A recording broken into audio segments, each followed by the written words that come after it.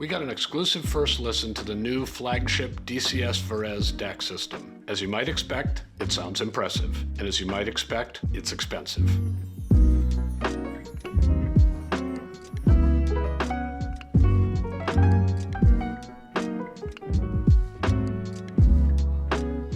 Welcome, ladies and gentlemen, music lovers and audiophiles.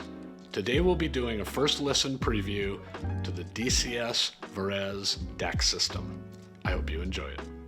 The problem of digital to analog conversion makes our list of the 6 big issues in audio. Most of these issues go undiscussed because very few engineers know what to do about them. But D to A conversion is kind of an exception. Many smart engineers recognize that digital transmission and conversion to analog has sonic problems, and, a bit strangely, some very smart people step up every year or so to take a swing at the daunting math and the circuit design issues involved. dCS is one of the companies that periodically attempt to advance the state of the art here. In early August, they launched their newest flagship, the Varèse Streaming DAC system. The basic system consists of 5 boxes: a user interface box, a master clock, 2 mono DAC boxes, and a core processor box. A quick summary of the engineering of the Varèse is probably impossible because dCS has patented some of this, and much of the tech in these designs is very context specific anyway. dCS makes it clear that there's a lot of work in the Varèse to produce a product with the claimed lowest jitter in the world. This in turn involves lowering noise levels and patented clocking technology. They also have pioneered some special interfaces. Jacob Heilbrunn will be doing a full review of the Varèse in a few months in the Absolute Sound magazine, and he'll have a chance to summarize a white paper that dCS is compiling now. All right, let's get the big number on the table. The cost of the streaming 5-box Varèse system is $216,000. Yeah. There will be options for disk-oriented use and an input-output module so you can make the Varèse the centerpiece of your stereo. Such stratospheric pricing may seem unnecessary, and perhaps it is, but other DACs, including Robert Harley's reference WADX, are in this price territory. So maybe extreme technology is costly to produce. It's often the case that as costs go up and prices rise, the number of units sold goes down, which further raises product cost, especially in the first generation. So maybe this is just the price you have to pay, literally. I, for one, am happy that experiments like this exist, and that modern circuit and software technology means that discoveries made may migrate to lower and lower price points eventually. Or they may not. Maybe it's just really hard to make femtosecond accurate circuits, just as it seems to be hard to make megahertz bandwidth amplifiers. In any event, we're not suggesting that you need a DAC like this. But if you're interested in improved digital sound, it's interesting to track developments at the state of the art. Hello, ladies and gentlemen. I'm Tom Martin, executive publisher of the Absolute Sound and a reviewer here on the TAS YouTube channel. I'd like to invite you to take advantage of a special offer that we have. You can sign up for our weekly newsletter simply by entering your email address either in the form you'll find on screen, or you can click on the link in the show notes below and enter your email address. Twice a week, actually, we will send you audio reviews, written reviews that you won't find here on YouTube, music reviews, and our famous Editor's Choice and Product of the Year awards. This allows you to find the best equipment in audio as well as read our extensive and authoritative review coverage of hundreds of audio products.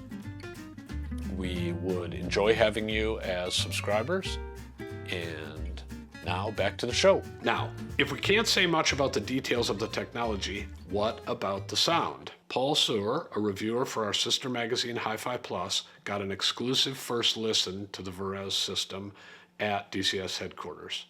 Here's his report. He says, "The Vivaldi was always the reference. No one could have any complaints about its musical reproduction, but on listening, it was immediately clear that the Varèse has redefined reference and taken musical reproduction closer to real musical performances than I ever dared to imagine. Because that would be crazy, yes? Well, the answer is clearly no. What I heard from the Varèse was a step change. What struck me was timing information that completely changed a good but not outstanding musical performance into one that was engaging, involving, and demanded my full attention. In some magical way, the Varèse presented micro-timing information that was previously unknown to me, multi-layered with color and texture dramatically elevating my emotional response to the music. Until now, I didn't know that level of timing information towards a new level of communication even existed. I've certainly never written that before. That performance is no mean feat. It just goes to show that there are so many technical barriers that inhibit musical communication, yet somehow dCS and its team have identified those and, with great success, also eliminated them. dCS have achieved their goal of letting the music speak for itself. Not only has dCS achieved their goal, they've knocked it out of the park. The engineering is another step change. I must also congratulate dCS on the technical achievement in the engineering. It seems to me to be the definition of innovation. I can see that dCS have truly taken an open-minded and creative approach to every aspect of the design towards the goal of technology not getting in the way of the music. I mentioned that making something simple is complicated, and I can see that dCS have done that. For example, the new connector protocol that I think is fabulous engineering that you would only really see on high-end defense, aerospace, and communications equipment. And in common with those environments, those solutions require the best talent, a lot of time, and millions of pounds of investment. Again, it is super clear that's what has resulted in the success of the Varèse. The mono DACs using a balanced architecture in the phase domain to cancel errors is wonderfully elegant and applied with great ingenuity. I wonder if the amazing musical timing and intelligibility have something to do with that. I'm still digesting and frankly somewhat giddy about what I saw and experienced, so perhaps a little selfishly, I'd love to spend more time with the Varèse. Paul summarizes by saying this: the Varèse is a true step change in high-end audio, the sort of thing that usually only happens once in a generation. I think the challenge for dCS is how to get across the significance of the Varèse to the world. Well, clearly Paul was impressed.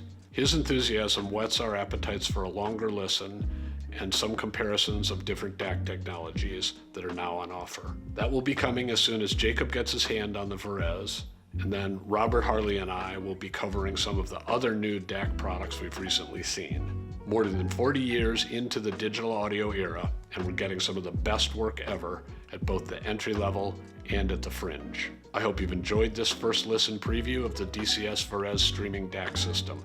Thanks for watching, and we hope to see you again soon. By the way, check in the description for a subscription link to our free weekly newsletter where you'll find our flagship awards and additional equipment reviews.